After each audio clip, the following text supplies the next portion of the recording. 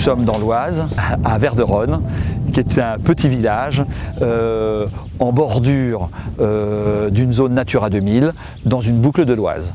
Ce château a été cédé à la famille d'Aubépine au XVIIe siècle pour sa fidélité au roi durant la Fronde. Ensuite, le château a eu une vie plutôt erratique, très peu d'entretien. Et la guerre de 14, où une bonne partie des bâtiments avaient été transformés en hôpital de campagne, et lors de la Seconde Guerre mondiale, l'occupation par l'armée allemande.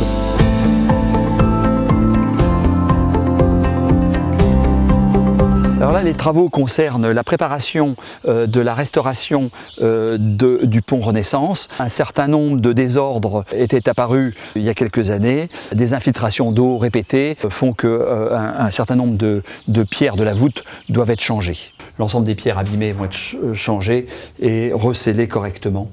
C'est un travail important. C'est la zone où on voit que la partie qui supporte la balustrade s'écarte de l'ensemble de la structure.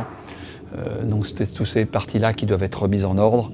On va commencer par les travaux de la voûte et puis on finira par les travaux de le curage des pierres abîmées qui se trouvent le long de cette façade et autour des tours ici.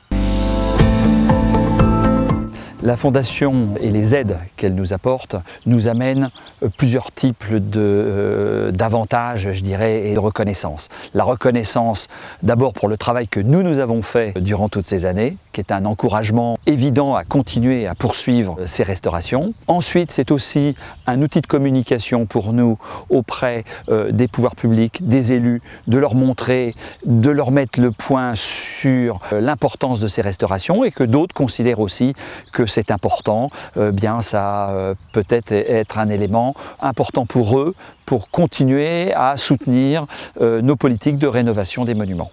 Les difficultés que nous rencontrons lors des campagnes de restauration sont de plusieurs natures. La première est l'expertise et l'état sanitaire des éléments qui doivent faire l'objet d'une restauration.